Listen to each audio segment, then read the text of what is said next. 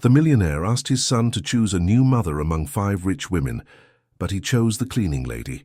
You're about to witness an incredible story that will touch your heart and remind you of what truly matters in life.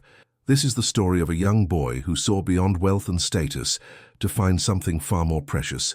If you're ready for this emotional journey, make sure to hit that like button, subscribe to our channel, and ring the notification bell so you never miss our amazing stories.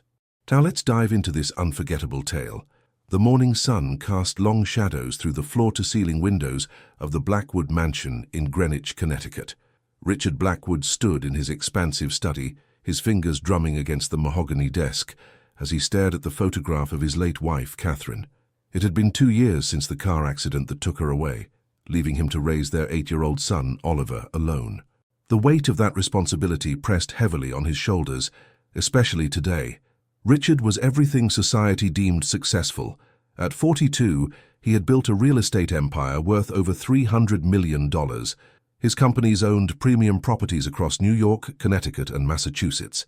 He drove a different luxury car for each day of the week, owned 3 vacation homes, and his name regularly appeared in Forbes. Yet for all his achievements, he couldn't shake the feeling that Oliver needed something more than material wealth. The boy needed a mother.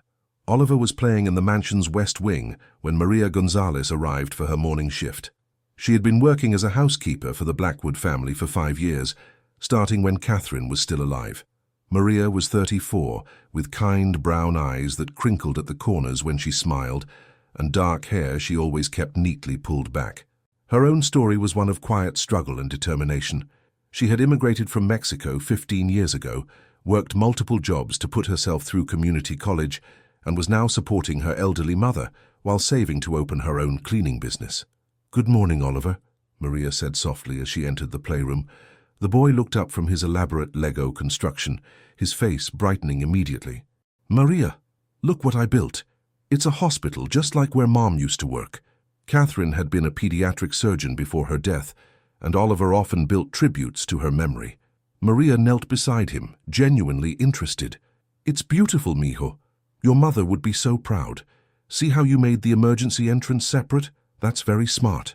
Their conversation was interrupted by Richard's voice over the intercom. "Maria, could you please come to my study and bring Oliver with you?" In the study, Richard stood with his back to them, gazing out at the manicured gardens. When he turned, his expression was unusually serious. "Maria, I need you to help me with something important today. I'm expecting some guests, and I want the house to be perfect. But more than that, I need you to help with Oliver." "Of course, Mr. Blackwood. What do you need?" Richard hesitated, then continued. "I've been thinking about Oliver's future. He needs stability, a mother figure in his life. I've invited 5 women to spend the day with us. They're all from prominent families, successful in their own rights. I want to see how they interact with Oliver." Maria felt something twist in her chest, but she maintained her professional composure. "I understand, sir. I'll make sure everything runs smoothly."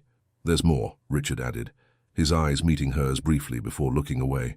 "I want Oliver to have a say in this. At the end of the day, I'm going to ask him which of these women he feels most comfortable with. His opinion matters most to me." Oliver, who had been quietly playing with a small toy car, looked up at his father. "Are you trying to find me a new mom, Dad?" The directness of the question caught Richard off guard. He knelt down to Oliver's level. "I'm trying to find someone who can be part of our family, someone who can take care of you and love you. Would that be okay?" Oliver's small fingers tightened around his toy. "Mom can't be replaced, Dad." "I know, buddy. No one could ever replace Mom. But maybe we can find someone who can help fill some of the empty spaces she left behind." The doorbell rang at precisely 10 o'clock. The first to arrive was Victoria Sterling, heir to a shipping fortune. She swept into the foyer wearing a designer dress that probably cost more than Maria made in 3 months. Her blonde hair was perfectly styled, her makeup flawless despite the humid Connecticut morning. "Richard, darling," she air-kissed him on both cheeks. "Your home is even more magnificent than I remembered from the charity gala." She noticed Oliver standing partially hidden behind Maria and approached with a practiced smile. "And this must be Oliver. I brought you something." She produced an expensive electronic tablet, still in its packaging. "Latest model. All the children at the country club have them." Oliver accepted the gift politely but without enthusiasm. "Thank you, Mum." "Oh, please, call me Victoria. Mom makes me feel ancient. She laughed, a tinkling sound that seemed rehearsed. The second arrival was Dr. Elizabeth Chen, a renowned plastic surgeon with practices in Manhattan and Beverly Hills. She was elegant and composed, her medical background giving her a different kind of confidence. She greeted Oliver with genuine warmth, but seemed unsure how to connect with him beyond asking about his grades and extracurricular activities. "I understand you're doing very well in school," she said, sitting rigidly on the sofa while Oliver showed her his Lego creation. "Academic excellence is so important. I could arrange for you to have the best tutors in the state." "I already have tutors," Oliver replied quietly. "What I really like is building things." "Oh, that's nice too, I suppose. Though you'll want to focus more on academics as you get older. Perhaps we could look into engineering programs for gifted children." The third woman was Charlotte Pemberton, whose family owned a chain of luxury hotels. She arrived in a Bentley, her driver waiting outside. Charlotte was beautiful in a cold, sculpted way, like a statue in a museum. She barely glanced at Oliver, spending most of her time discussing potential business synergies with Richard. "The boy seems well behaved," she commented, as if Oliver wasn't sitting right there. "Good boarding schools are essential. I attended Le Rosy in Switzerland. We could certainly arrange something similar for him." Maria, who was serving tea, noticed Oliver's face fall at the mention of boarding school. She gently squeezed his shoulder as she passed, a silent gesture of support that didn't go unnoticed by the boy. The fourth guest was Isabella Rothschild, an art dealer with galleries in New York, London, and Paris. She was cultured and sophisticated, speaking to Oliver about art and culture, but her references were so elevated, so removed from a child's world, that Oliver simply stared at her, lost. "Have you been to the Uffizi in Florence? No? Oh, we must remedy that immediately. A child without exposure to Renaissance art is like a garden without water." Oliver didn't know what the Uffizi was, and he felt stupid for not knowing. He excused himself to get a glass of water, and Maria found him in the kitchen, tears threatening to spill. "They don't really see me, Maria," he whispered. "They see Dad's money, or some perfect kid they want me to be, but they don't see me." Maria knelt down, looking him in the eyes. "You are perfect, just as you are, mijo. Don't let anyone make you feel otherwise." The fifth woman was Jennifer Ashford, a former model turned fashion designer. She was kind enough, but her world revolved around appearances. She spent 20 minutes discussing how Oliver's wardrobe could be improved, how his hair could be styled differently, how important it was for him to project the right image. "Image is everything in our world, Oliver. You're a Blackwood. You need to look the part." Throughout the day, Maria moved quietly through the rooms, serving refreshments, cleaning up, being invisible as she'd been trained to be. But she watched everything. She saw how Victoria checked her phone constantly, even while Oliver was talking. She noticed how Elizabeth's smile never reached her eyes. She observed Charlotte's dismissive attitude, Isabella's condescension, and Jennifer's superficiality. More importantly, she saw Oliver. She saw him shrink a little more with each interaction, saw him retreat into himself, saw the loneliness that these women, despite their accomplishments and wealth, couldn't touch. Lunch was an elaborate affair. Richard had ordered catering from the most exclusive restaurant in Greenwich. The dining room table was set with the finest china, crystal glasses catching the afternoon light. The 5 women sat around the table like judges at a competition, each trying to outshine the others. "Oliver needs structure," Elizabeth was saying. "A proper schedule, maximized learning opportunities." "He needs culture," Isabella countered. "Exposure to the right circles, the right experiences." "What he needs," Charlotte interjected, "is to understand his position in society."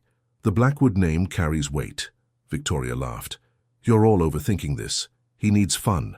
Yacht clubs, ski trips, summers in the Hamptons." Jennifer nodded.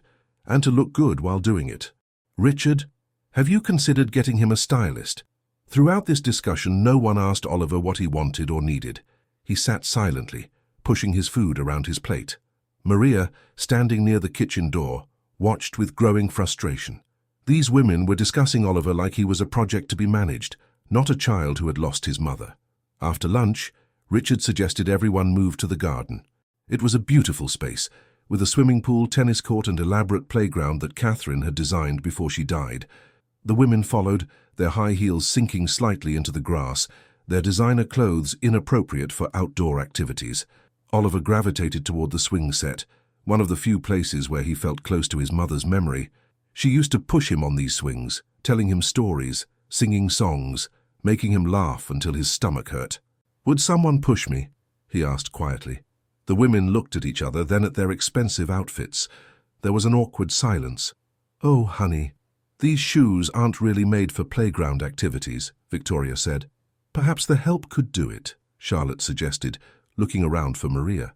But Maria was already walking toward Oliver, having heard his request from the kitchen window. She had changed from her uniform into simple jeans and a t-shirt she kept for heavy cleaning days. Without hesitation, she positioned herself behind the swing. "How high do you want to go, mijo?"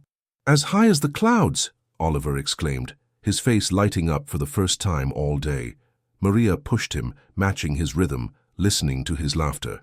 "Your mom used to say you could touch the sky from here," she said softly. "You remember that?" Oliver's voice was filled with wonder. "I remember lots of things your mom said, like how she said you were brave enough to do anything you set your mind to, and how your laugh was her favorite sound in the world." As Oliver swung, Maria told him stories about his mother, little moments she had witnessed during her years working in the house. The time Catherine had tried to bake a cake from scratch and set off the smoke alarm. The afternoon she had spent teaching Maria basic medical terms so Maria could help her daughter with a school project. The way she used to dance in the kitchen while cooking, not caring who saw. Richard watched from the patio, something shifting in his chest. The 5 women sat in expensive patio furniture, looking at their phones or talking among themselves.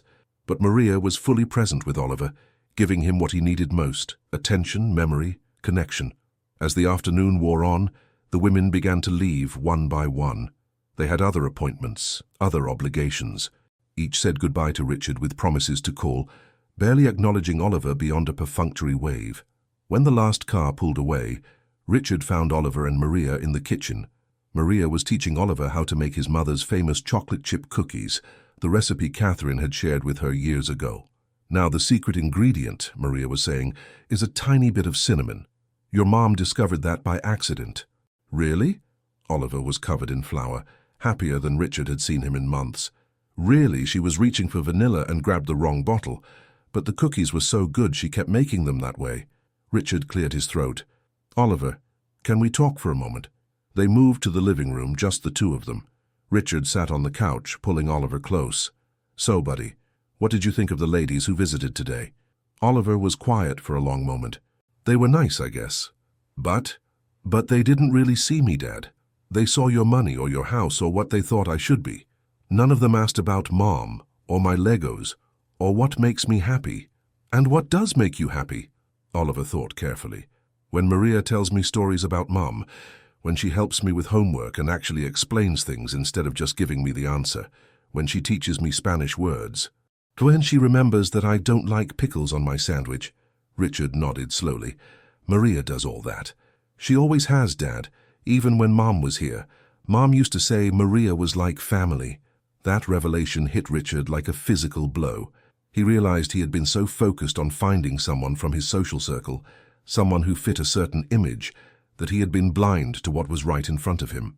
If you're enjoying this story and want to see how it unfolds, please remember to give us a like and subscribe to our channel. Hit that notification bell so you'll know as soon as we post the next part of Oliver's journey. Your support means everything to us and helps us bring you more heartfelt stories like this one. The next morning arrived grey and drizzly, matching Richard's conflicted mood. He had spent the night thinking about Oliver's words, about the way his son's face had lit up while baking cookies with Maria, about the 5 women who had paraded through his home without really seeing his child. Maria arrived at her usual time, letting herself in with her key. She was surprised to find Richard already in the kitchen, attempting to make coffee in the elaborate espresso machine he'd never learned to use properly. "Let me help you with that, mister." "Blackwood," she said gently, taking over the machine with practiced ease. "Maria, how long have you been working for us?" Richard asked, though he knew the answer. 5 years this September. "And in all that time I've never really asked about your life, have I?" Maria was taken aback by the question. "You're my employer, Mr. Blackwood. It's not your job to know about my life." "But Catherine knew, didn't she?" A soft smile crossed Maria's face. Mrs. Blackwood was special. She treated everyone like family. She knew about my mother's diabetes, my sister's kids in Mexico, my dream of opening my own business someday. Tell me about that dream. Maria hesitated, then spoke. I want to open a cleaning service that employs immigrant women, helps them get established, learn English, understand their rights. I've been saving for years, taking business classes at night. Richard was impressed. That's ambitious. Why cleaning? Because it's honest work that people need, and it's something I understand. But more than that, it's about dignity. So many women come here with degrees from their home countries that aren't recognized here. They clean houses, but are treated as invisible. I want to create a company that respects them, pays them fairly, helps them build futures. Their conversation was interrupted by Oliver running into the kitchen, still in his pajamas. Maria, can we make pancakes, the ones with faces? Of course, Mijo, but first, good morning to your father. Oliver hugged Richard quickly, then climbed onto a stool to watch Maria prepare breakfast. Richard observed their easy interaction, the way Maria naturally included Oliver in the cooking process, teaching him measurements, letting him crack eggs, never minding the mess. Dad, did you know Maria's teaching me Spanish? I can count to 100 now. I didn't know that. Oliver began counting enthusiastically, and Maria corrected his pronunciation gently, making it a game. Richard realized there were probably hundreds of these small moments he had missed, too busy with work to notice who was actually raising his son. After breakfast, Richard made a decision. Maria, I need to go to the office for a few hours, but I'd like you and Oliver to do something together today. Whatever he wants. Here. He handed her his credit card. Take him somewhere fun. Maria looked at the card uncomfortably. Mr. Blackwood, I don't think... Please, consider it part of your job today. Oliver, where would you like to go? Oliver's face lit up. The Science Museum. They have a new exhibit on space exploration. Maria, you promised we could go sometime. I did promise, Maria admitted, but I was going to take you on my day off. Take him today, Richard insisted. I'll be back by dinner. At the Connecticut Science Center in Hartford, Oliver was in his element. He dragged Maria from exhibit to exhibit, explaining everything with the enthusiasm only a child could muster. Maria listened attentively, asked questions, and shared his wonder at the interactive displays. Look, Maria, this shows how rockets work. Oliver demonstrated the pneumatic rocket launcher, his face glowing with excitement. How does it fly so high? Maria asked, genuinely curious. Oliver launched into an explanation about propulsion and gravity that he'd learned from a book. Maria was impressed by his knowledge, but more touched by his eagerness to share it. They spent hours at the museum. Maria bought Oliver lunch at the cafeteria, not the expensive restaurant Richard would have chosen, but simple sandwiches and chips that they ate while discussing what they'd seen. Oliver was completely at ease, chattering about astronauts and planets, drawing diagrams on napkins. My mum wanted to be an astronaut when she was little, Oliver said suddenly, before she decided to be a doctor. She told me that once, Maria replied. She said she realized she could help people here on Earth instead of exploring space. Do you think she would have liked this exhibit? I know she would have. She would have loved seeing how excited you are about learning. As they were leaving, they passed the gift shop. Oliver pressed his face against the window, looking at a model rocket kit. Maria noticed but said nothing, mentally noting the price. It was more than she usually spent on groceries for a week, but she had Richard's credit card. Would you like to look inside? She asked. Could we? In the shop, Oliver gravitated toward the rocket kit but didn't ask for it. He'd been taught not to ask for things, to wait to be offered. Maria watched him trace his fingers along the box, reading the specifications. It says ages 10 and up, he said sadly. I'm only 8. But you're very smart for 8, Maria pointed out. And I could help you. I'm pretty good at following instructions. Really? You'd help me build it? Of course, mijo. The joy on Oliver's face when she purchased the kit was worth more than any amount of money. He hugged the box to his chest the entire drive home, planning where he would display the finished rocket. When they arrived back at the mansion, Richard was already home, standing in the entrance hall with an elderly woman Oliver didn't recognize. Ah, perfect timing, Richard said. Oliver, Maria, this is Mrs. Chen. She runs the most exclusive matchmaking service in New York. She specializes in finding suitable partners for wealthy families. Maria felt her heart sink. Of course. Yesterday's parade hadn't worked, so now Richard was bringing in a professional. She forced a smile and started to take Oliver upstairs, but Richard stopped her. "Actually, Maria, I'd like you to stay. This concerns you too." Confused, Maria stood with Oliver, who was still clutching his rocket kit. Mrs. Chen opened her portfolio. "Mr. Blackwood, I've identified several candidates who meet your criteria. All from excellent families, all with impeccable credentials." "Actually," Richard interrupted, "I've reconsidered. Mrs. Chen, I apologize for wasting your time, but I won't be needing your services." The matchmaker looked shocked. "But Mr. Blackwood, you said it was urgent, that your son needed—" "My son needs someone who sees him for who he is, not for what his last name represents. Someone who has already proven they care about him. Oliver, can you come here for a moment?" Oliver approached his father, still confused. Richard knelt down to his son's level. "Oliver, yesterday I asked you about those ladies who visited, but I should have asked you a different question. If you could choose anyone to be part of our family, anyone at all, who would you choose?" Oliver didn't hesitate. "Maria." The word hung in the air. Mrs. Chen looked scandalized. Maria stood frozen, unable to process what was happening. "Why Maria?" Richard asked gently. "Because she loves me for me. She remembers things about Mom, she teaches me stuff and doesn't get mad when I make mistakes. She makes me feel safe. And—" Oliver paused, then continued in a rush. "And she never makes me feel like I'm bothering her. Even when she's tired, she smiles when she sees me, just like Mom used to." Richard stood, turning to face Maria. "Maria, I need to apologize. For 5 years you've been in this house, caring for my son, preserving my wife's memory, being the stability he needed, and I barely noticed. I was so focused on finding someone who fit a certain image that I couldn't see what was right in front of me. Mr. Blackwood, I don't understand. Let me finish. Oliver isn't the only one who's noticed your kindness. Catherine noticed too. Did you know she left you a letter?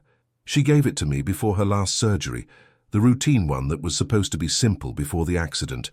She said to give it to you if anything ever happened to her."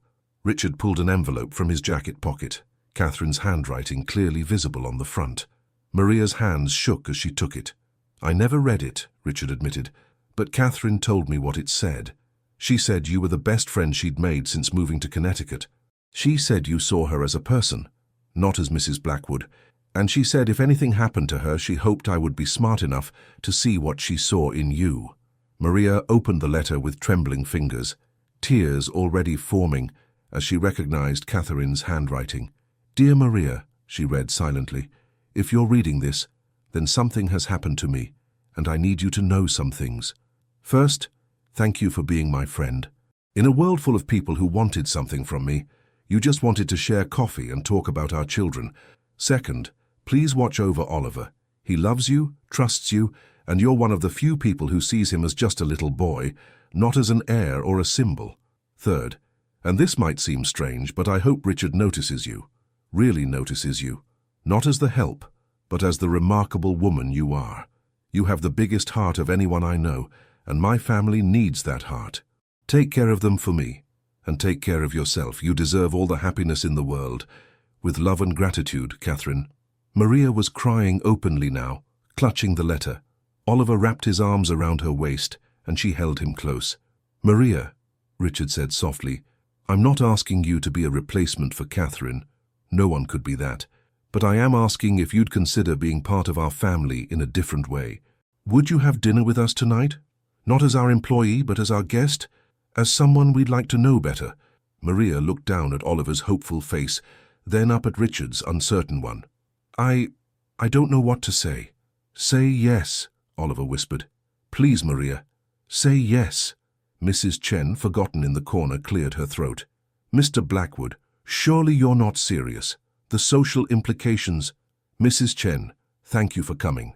I'll compensate you for your time, but your services are no longer needed." Richard's tone was firm but polite. After the matchmaker left in a huff, Richard turned back to Maria. "I know this is sudden and probably inappropriate. I'm not suggesting anything improper. I'm trying to see what my son sees, what my wife saw. Would you at least think about it?" Maria set down her purse, removed her work apron, and looked Richard in the eye. "Mr. Blackwood, I've worked for you for 5 years. In that time you've been fair but distant. If we're going to have dinner as equals, then you need to know who I really am. I'm not just the woman who cleans your house. I'm beginning to understand that. I have a degree in business administration from the University of Guadalajara. I speak 3 languages. I've raised money for immigrant advocacy groups. I volunteer at the library teaching English. I have opinions about politics, education, and social justice that might make your country club friends uncomfortable. Are you prepared for that? Richard smiled, the first genuine smile Maria had seen from him in months. I think it's time my country club friends were made uncomfortable. And I think it's time Oliver and I had someone in our lives who challenges us to see beyond our bubble. That evening, Maria returned not in her uniform but in a simple blue dress she'd worn to her cousin's wedding.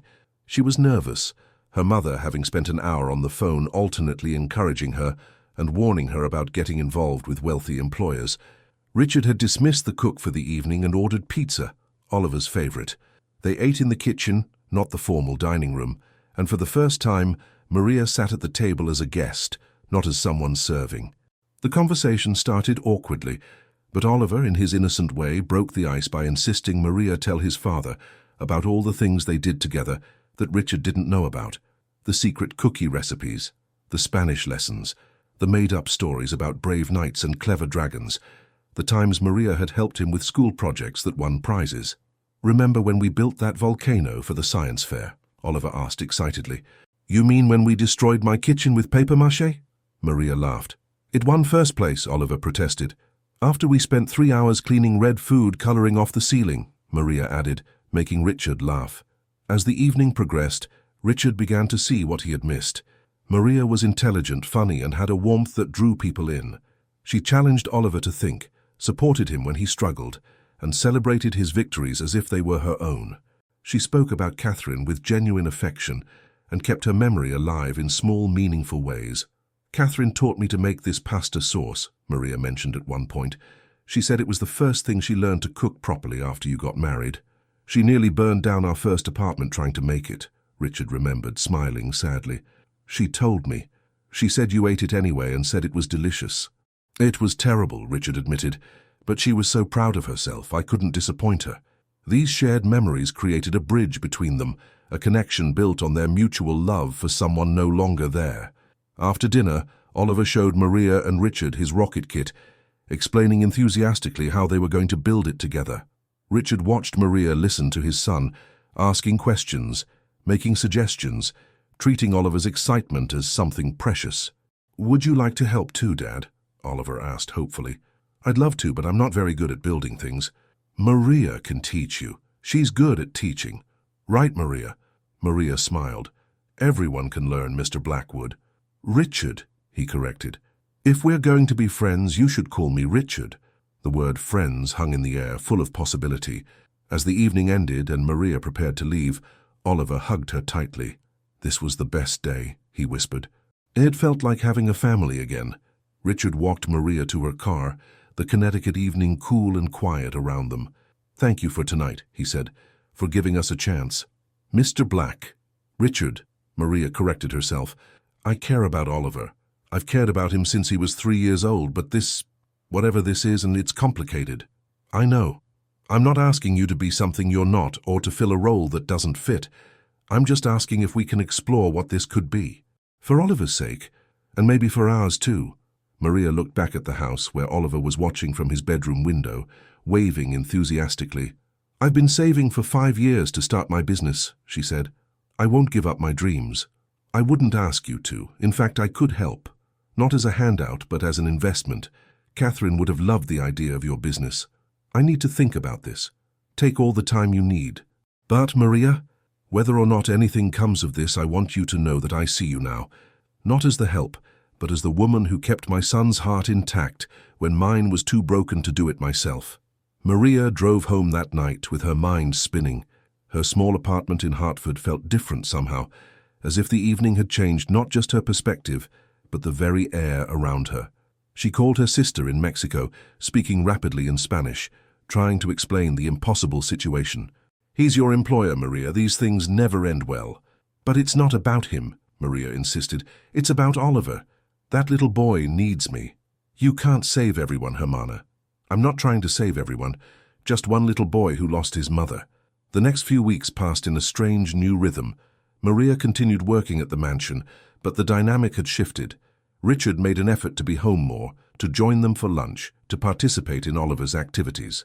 He was awkward at first, unsure how to bridge the gap his grief had created, but Maria helped guide him. "He just wants you to be present," she told Richard one afternoon as they watched Oliver play in the yard. "Not perfect, just present." Richard began to notice things he'd overlooked before. How Maria never used her phone while Oliver was talking. How she remembered every story he told her, following up days later on tests he'd mentioned or friends he'd worried about. How she spoke to Oliver like his thoughts mattered, never dismissing his fears or dreams as childish. One afternoon, Victoria Sterling stopped by unexpectedly. She found Richard, Oliver, and Maria in the garden, building the rocket from the museum. They were covered in paint and glue, laughing at some joke Oliver had told. "Richard," Victoria said, her voice dripping with disapproval, "I heard the most ridiculous rumor at the club." "Oh," Richard didn't look up from the rocket fin he was attaching. "People are saying you're involved with your housekeeper." Now Richard did look up. People should mind their own business. Victoria's perfectly shaped eyebrows rose. "So it's true?" "Richard, think about what you're doing. Think about your reputation, Oliver's future place in society." "I am thinking about Oliver," Richard said firmly. "For the first time in 2 years, I'm really thinking about what he needs. What he needs is a proper mother figure, someone from the right background who can guide him through society." "No," Oliver said suddenly, standing up. "What I need is someone who loves me." Victoria looked at the child as if seeing him for the first time. "Of course, dear, but Maria loves me," Oliver continued, his young voice steady. "She loved me before my dad was thinking about remarrying. She loved me when I was sad about Mom. She loves me even when I'm not perfect or when I fail at something. That's what I need." Victoria left shortly after, but not before warning Richard that he was making a terrible mistake. Her departure was followed by a wave of similar visits and phone calls from Richard's social circle, all expressing concern, disappointment, or outright disgust. Richard's business partner, James Morrison, was particularly blunt. "You're thinking with your heart, not your head. This woman is after your money." "Maria has never asked me for anything," Richard replied. "In 5 years, she's never once asked for a raise, a loan, or any special favor. Even now, she insists on keeping everything professional. That's her game.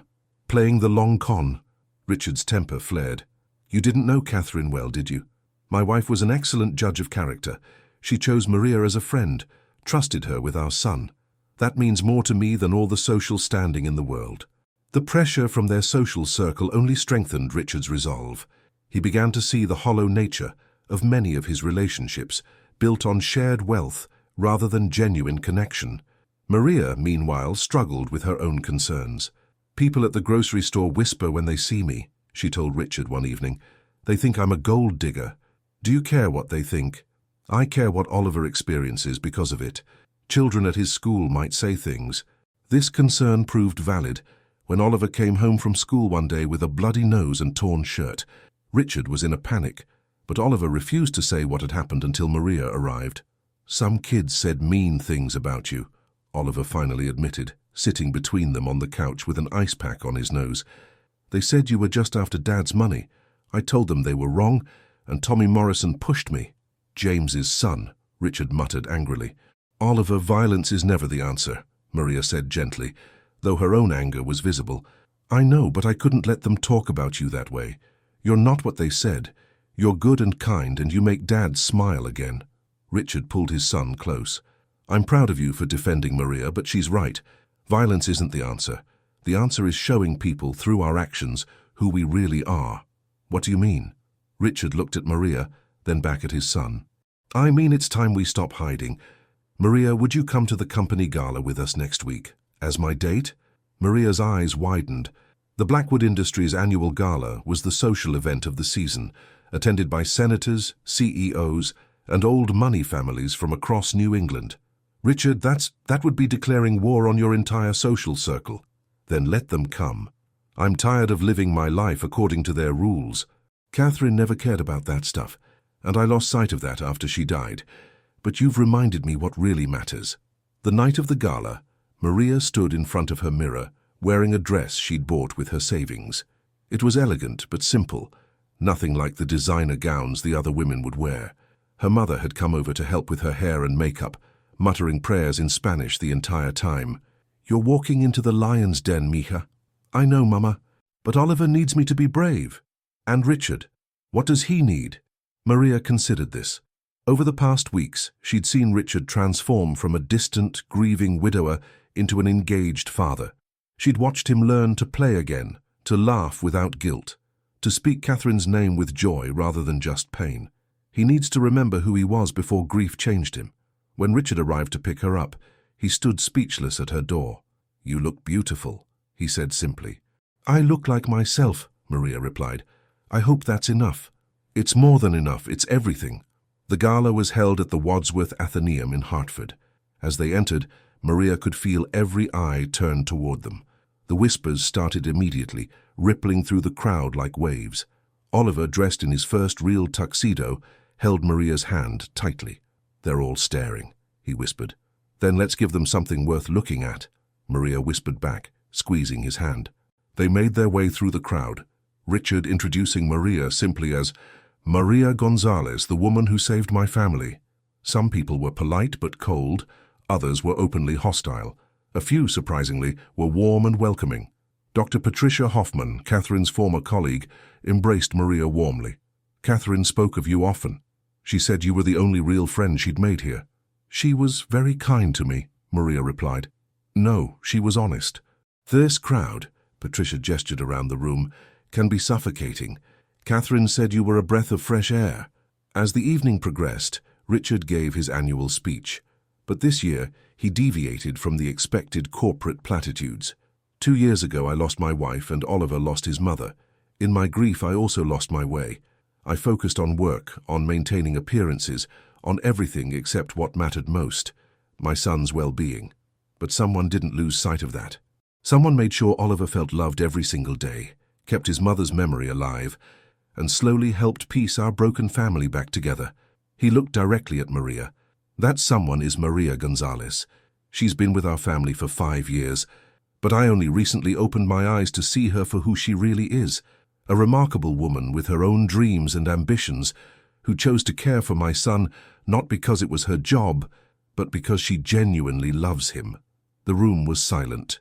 Oliver left his chair and walked to stand between Richard and Maria, taking both their hands. "Some of you have expressed concern about my association with Maria. You've worried about propriety, about social standing, about what's appropriate. But I've learned something important. Love doesn't care about social standing, kindness doesn't check your bank account, and real family isn't determined by bloodlines or backgrounds, but by who shows up when you need them most." James Morrison stood up abruptly, his chair scraping loudly. "This is ridiculous, Richard. You're destroying everything you've built for some fantasy." "No, James. I'm rebuilding something I lost, something more valuable than any business deal or social connection." Several other couples followed James out, but many remained. And slowly, starting with Dr. Hoffman, people began to applaud. Not everyone, but enough. Enough to show that not all of Richard's world was built on shallow foundations. After the gala, they drove home in silence until Oliver spoke from the back seat. "Dad, are you going to marry Maria?" Richard and Maria exchanged glances. "Oliver," Maria began, "your father and I are still getting to know each other in a new way. Marriage is a big step. But you love each other, right? I can tell. Dad looks at you the way he used to look at Mom, and you look at him when you think no one's watching." Richard pulled the car over, turning to face his son. "Oliver, I'm beginning to care very much for Maria, but we need to make sure we do this right for everyone." "Mom would like her," Oliver said with certainty. "Mom would want us to be happy." That night, after Oliver was in bed, Richard and Maria sat on the porch of the mansion, looking out at the moonlit gardens. "He's right, you know," Richard said. "Catherine would like you. She did like you. She was easy to like back. Maria, I need to be honest with you. I'm falling in love with you. Not as a replacement for Catherine, not as a convenience for Oliver, but as you. The woman who challenges me, who makes me want to be better, who sees through all the wealth and pretense to who I really am." Maria was quiet for a long moment. "I've been fighting my feelings for weeks, telling myself it's just about Oliver, that I'm just grateful for your kindness. But that's not true. I care about you, Richard, but I'm scared." "Of what?" "Of losing myself. Of becoming just another accessory in your world. Of Oliver getting hurt if this doesn't work? Richard took her hand. Then we go slow. We do this right. And you never, ever become an accessory. You continue with your business plans. We figure out how to blend our worlds, not have one swallow the other. Your friends will never accept me. Then they're not really friends. The ones who matter will come around, and we'll make new friends, real ones. Maria squeezed his hand. Oliver comes first. Always. Always, Richard agreed. He's the reason we found each other. Catherine's final gift to both of us. 6 months later, the Blackwood mansion looked different. Not in structure, but in spirit. Children's laughter filled the halls again. Not just Oliver's, but also his new friends from the public school he'd asked to attend, wanting a more diverse experience than his elite private academy. Maria's business, Dignity Cleaning Services, had launched with Richard as a silent investor. She employed 12 women now, all immigrants working toward their own dreams. The business operated from a small office in Hartford, with Maria splitting her time between managing it and being present for Oliver. The wedding was small, held in the mansion's garden where Catherine had once planted roses. Only close family and real friends attended. Maria's mother and sister had flown in from Mexico. Dr. Hoffman was there, along with a handful of others who had stood by them through the social exile. Oliver served as both best man and man of honor, a role he took seriously. When it came time for him to speak, he pulled out a letter. This is something my first mom wrote for me before she died. Dad gave it to me this morning. She said to open it when our family was whole again. His voice was clear and strong as he read, "My dearest Oliver, if you're reading this, it means your father has found someone special to love you both. I hope it's someone who makes you laugh, who reads to you at night, who isn't afraid to get messy with your science experiments. I hope it's someone who sees your father not as Richard Blackwood, the businessman, but as the man who cried when you were born, who spent 3 days learning to braid hair for your future children, who loves so deeply it sometimes scares him. And I hope it's someone you chose too, because you, my smart boy, have the best heart of all of us. Love isn't about replacing what was lost. It's about having the courage to grow something new. Be happy, my loves. All my love, Mom." There wasn't a dry eye in the garden. Maria pulled Oliver close, whispering something in Spanish that made him smile through his tears. Richard wrapped his arms around both of them, his own eyes wet. "She knew," he said quietly. Somehow, she knew. The reception was a blend of cultures, Mexican music mixed with Connecticut classics. Maria's mother's tamales served alongside elegant hors d'oeuvres. Oliver performed a speech he'd written in both English and Spanish, showing off the language skills Maria had taught him. James Morrison had come, somewhat surprisingly, offering a grudging apology. "I was wrong," he admitted to Richard. "Your stock prices have actually gone up since you started this relationship. Turns out investors like the human interest angle." "That's not why I did it," Richard replied. "I know. That's what makes it work." As the evening wound down, Oliver found Maria and Richard slow dancing to a song Catherine had loved. "Can I cut in?" he asked. Richard stepped aside, and Oliver took Maria's hands, standing on her feet as they swayed together. "Thank you," he said quietly. "For what, mijo? For choosing us. Dad and I needed you, but you didn't have to love us back. You could have just kept being our housekeeper, but you chose to be our family." Maria knelt down to his level. "Oliver, from the moment I met you, you had my heart. You were this tiny, curious boy who asked a million questions and gave the sweetest hugs. Loving you was never a choice. It just happened. And your father, well, he took a little longer," she smiled, "but he was worth the wait." "Are you going to adopt me?" Oliver asked. "Make it official?" "If you want me to. I want to have 2 moms, one in heaven and one here. Is that okay?" "It's perfect." 1 year later, the adoption papers were finalized. Maria Gonzalez Blackwood was officially Oliver's mother. The ceremony was held at the courthouse, with Oliver insisting on wearing his rocket ship tie, the one from the kit they'd built together that first day. As they left the courthouse, a reporter who had been covering their unconventional love story asked Oliver how it felt to have a new mom. Oliver thought carefully before answering. "She's not new. She's been my mom for a long time. Today just made it official. Love makes a family, not papers. But papers are nice too." The reporter turned to Maria. "You've faced a lot of criticism for this relationship. Any regrets?" Maria looked at Richard and Oliver, then back at the reporter. My only regret is that it took us so long to see what was always there. Sometimes the best families are the ones you choose, the ones built on daily acts of love rather than grand gestures. I was hired to clean a house, but I found a home. I was paid to care for a child, but I gained a son.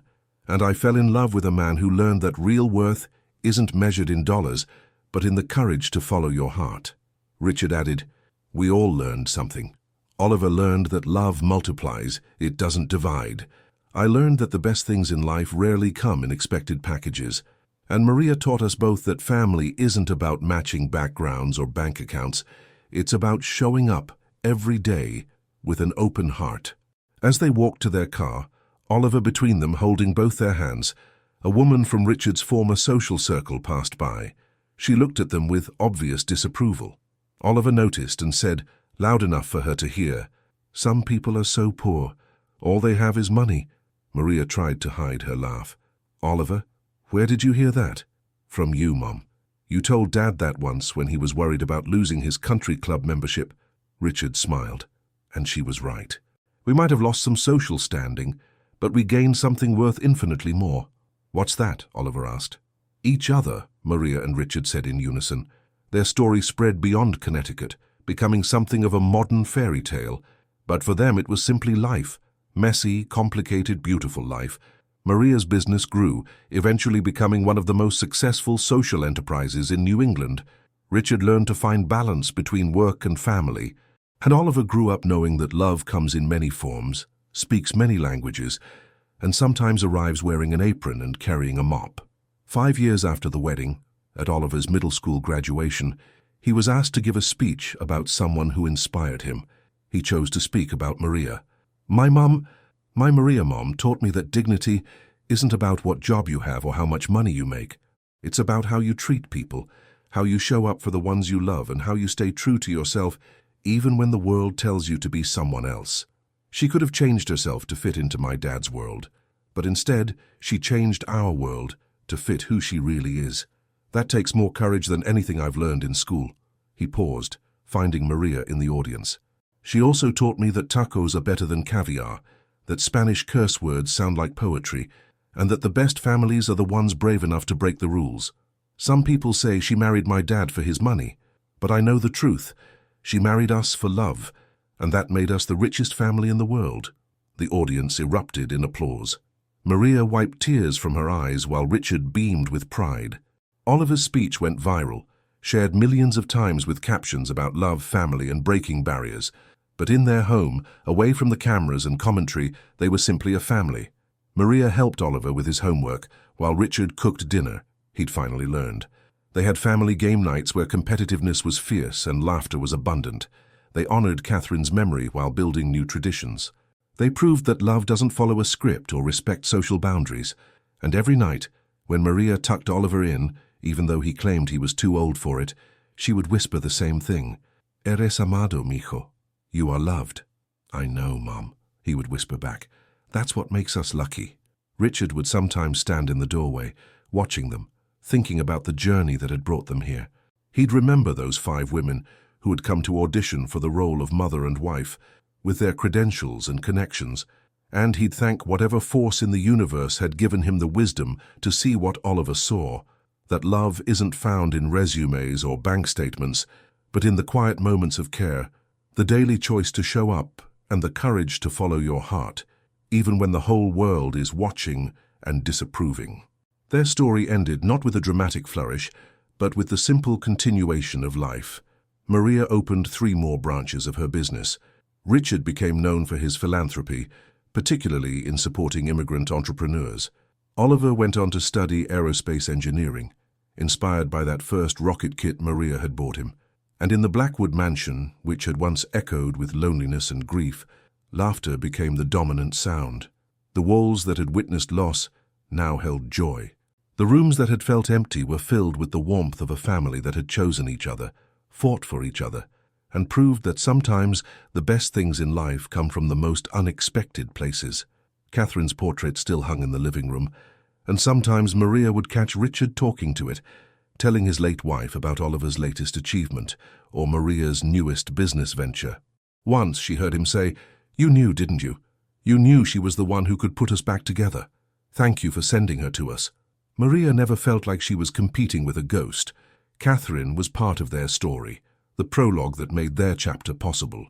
At family dinners, they would share Catherine's stories alongside Maria's stories, weaving together a tapestry of love that transcended loss. The final image of their story wasn't a sunset or a dramatic kiss. It was a simple Sunday morning.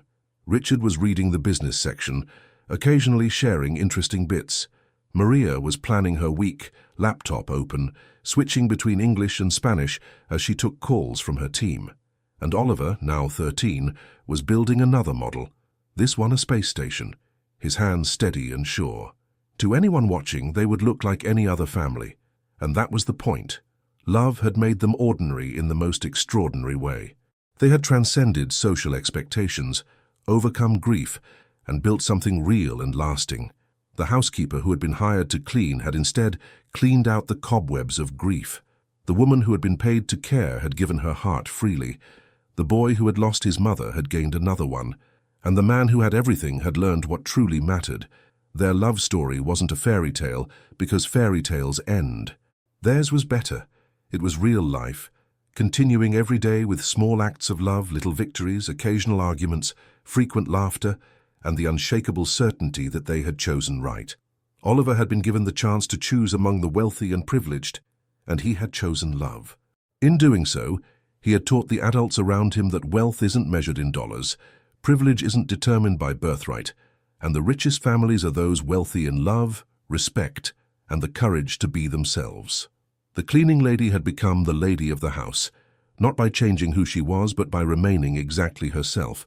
And in a world that often values appearances over substance, their story stood as proof that sometimes, if you're very lucky and very brave, love wins. Thank you so much for joining us on this emotional journey. If this story touched your heart, please don't forget to hit that like button and subscribe to our channel. Share this story with someone who needs to be reminded that love knows no boundaries and that the best families are often the ones we choose. Ring that notification bell to be the first to know when we share our next heartwarming story. Your support means the world to us and helps us continue bringing you these beautiful tales of love, hope, and family. Until next time, remember that love is the greatest wealth of all.